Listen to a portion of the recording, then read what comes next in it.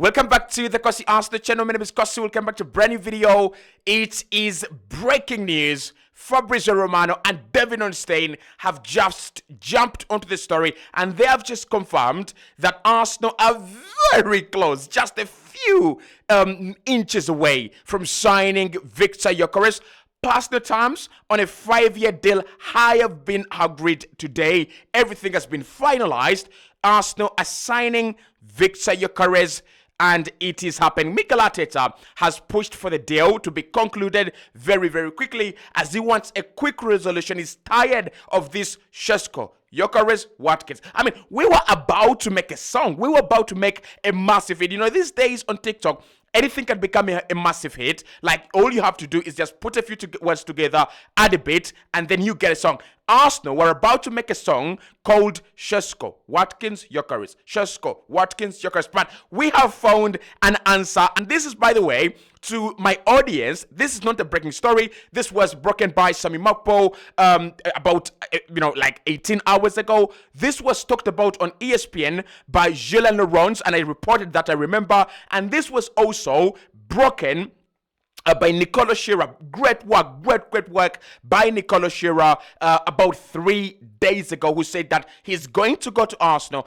And I also want to give all the journalists that have been reporting on this prior to Ornstein, prior to Fabrizio Romano, and one journalist that actually came out and said this guy is going to go to Arsenal because he only wants to join Arsenal was Gianluca Di Marzio. So Gianluca Di Marzio, you get your flowers. Nicola Shearer, you get your flowers. Julien Laurent, you get your flowers. And Sami Makpo at the BBC. Now I understand why this guy was, poached by the BBC from the Daily Mail. He's done great work. But where do we begin? There's a lot to talk about, but let's start here. Hit the like button, subscribe to the channel as well. We are getting a number 9. I'm excited.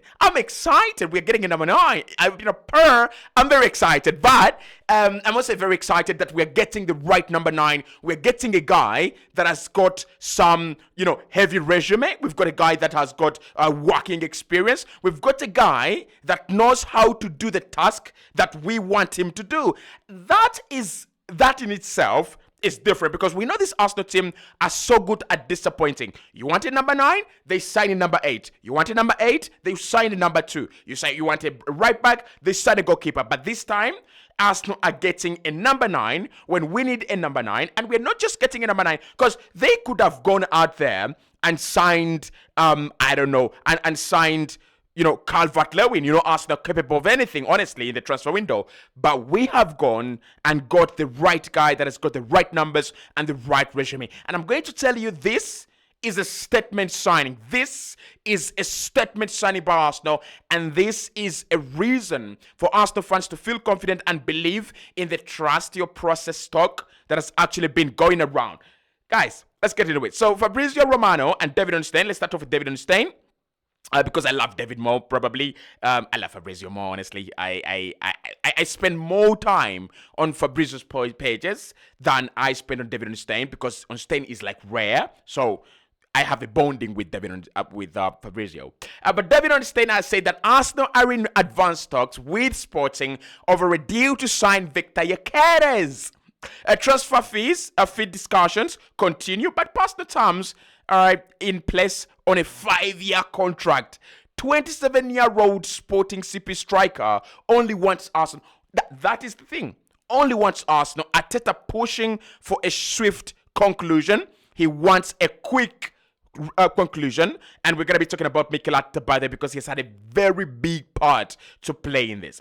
And Fabrizio is now saying that Arsenal are now getting closer to signing Viktor Gyokerez after a new round of talks in recent hours. Gyokerez will not return for training at Sporting, as he's fully focused on leaving the club. Arsenal are now advancing. Nothing done yet.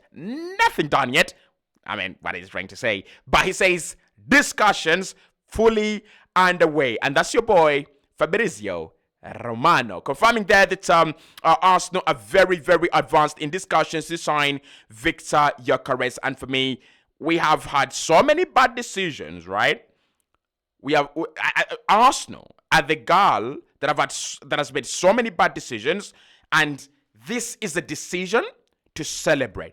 this is a reason to celebrate. You know, there are times when you get it so wrong in and again, Yakarez might come to Arsenal and it doesn't work out. Maybe Yakarez comes to Arsenal and you know, the league is kind of a monster to him, right? But there is enough data for us to go and say this is the striker that Arsenal should be signing because his numbers are monstrous, because his mindset is monstrous, because the way he plays, he's a bully, right? He's a bully, and this Arsenal team that is that is full of winklings, that you know, in the forward line. Any defense is capable of bullying us. We need players on that forward line that can go and bully defenses, that can go and shake up defenses, and we've got Viktor Yakarez. Right. Let's start off with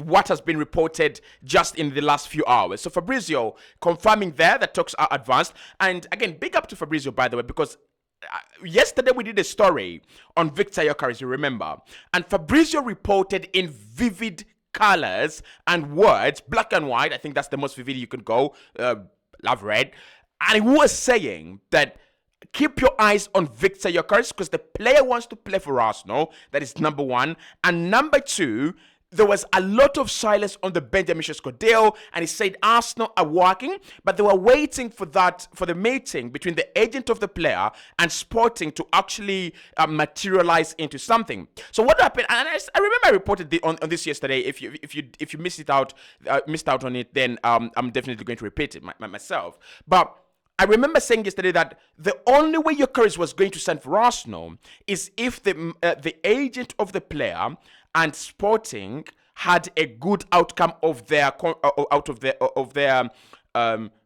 meeting, and it has been fruitful and it has been positive. Now, guys, I know there are people who like Benjamin Sesko, and I know there are people who are worried about Yakarez, right? I think both deals included risks. But this is why I've always chosen Yakarez. This is why this podcast, and people, by the way, on this channel love Viktor Yakarez. And you are right, and I'm right, and many people are right out there. Why Yakarez is the right player. And we're going to talk about the people who have their concerns about Yakarez, and we will address them as well. So for me, why Yakarez is the right player is simple. We can see the numbers. It's as simple as that. I don't even want to go into, you know, other things. We can see the numbers. So take this for example. You go in for surgery and you're having an appendix problem. And on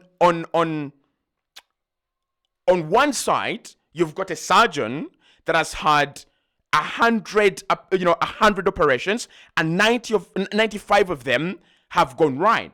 Right? 95 of them have been right. And then on the other side, you've got a surgeon that is young and very promising, right? But he's done very few operations in recent, like he's just starting out his career. He's done very few operations, but he's a very talented guy as well. And, everyone is saying this guy is going to be great in the industry. Where do you want to go? Like, do you want to go with a surgeon that has had 95 successful operations out of 100? That is a lot of experience, right? Or do you want a guy that is really talented, young, but promising? Trust me, you want the guy that has got enough experience. You don't rent a hitman who doesn't have a track array of success. And that is what Viktor Gyokerez is. That is why I want Viktor Gyokerez. I want to show you his numbers. Most of you will be like, well, Cossy, what is he talking about? Like, is this? We are not signing a surgeon, are we? No, we are not signing a surgeon. We are actually signing a number 9. But the analogy is right, because you look at Robert Lewandowski going to Barcelona, and the numbers for this guy prior to his move were absolutely excellent. And right now, he's still an excellent player. So last season, he played 33 games in the Portuguese Premier League, in Liga de Portugal, right? In the Portuguese Premier Liga. And he scored 39 goals. 33 games, 39 goals, 7 assists. That is 46 goal involvements in the last campaign. He played the same number of games the season prior to that, and he scored 29 goals and assisted 10 times. Again, that is 39 goal involvements in that season as well. And the people were saying, oh, the Portuguese league, the Liga Portugal, is a weak league. Okay, let's look at his Champions League form. Last season, he played in the Champions League, 8 games, and he scored 6 goals, right? And what do we know about last season in the Champions League? What we know about last season in the Champions League is UEFA said there is no messing about, right? There is no messing about. You're not just going to get Crvena Zvezda and you get, which are these other Ramshako teams that we've been playing? Shamrock Rovers, Copenhagen, though. No, this was now real teams, right? This was now real teams. And I remember we played Sporting at some point in time. Anybody remembers, guys? And he bullied Manchester City. We remember that. He bullied Manchester City. Yes, the 2 goals he scored were penalties. But I want you to focus on the first goal. Like, that is a Manchester City elite defense. And this guy picks up the ball and runs at that defense. And he doesn't care. And he absolutely doesn't give a shit. And he's running at Ruben Diaz. And he's running at Josko Gvardiol. And he's running at 80, 50, 60 million pound centre backs. And he buries it, right? And I know Arsenal fans will be like, but he didn't score. He didn't score against Arsenal. He bullied us. He bullied that defense. He had a moment, I think 1 or 2 moments. I think it was one moment, right? Because we really kept him quiet. And Saliba, what a centre-back partnership he has with Gabriel. But there was a moment where he picks up the ball. It was on the left-hand side, right? And he just powers past Saliba. And he keeps Gabriel honest. But Gabriel can't get any close. And he hits it. And he hits the bar. Someone remembers that? That is the guy we're signing, guys.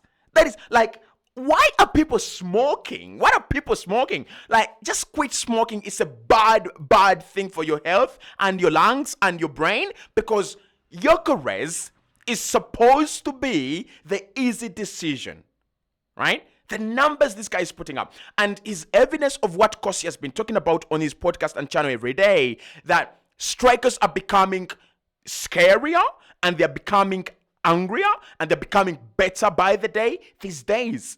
Like, these guys are becoming difficult to stop as they grow. Like Gyokerez, the evidence is right there in your face.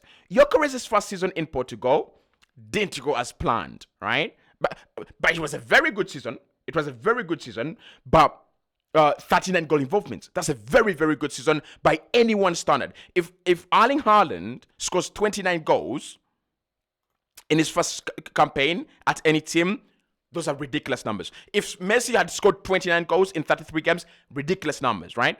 And I don't know why people are so desperate to take Yakarez's glory and merit away.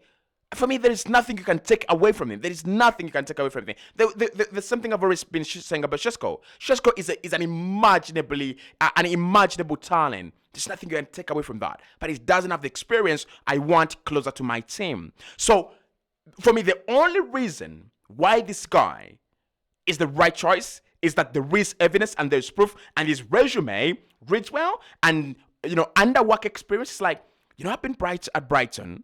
I've been at Coventry. I've been at Sporting, and I've played in the Champions League, and it has worked out.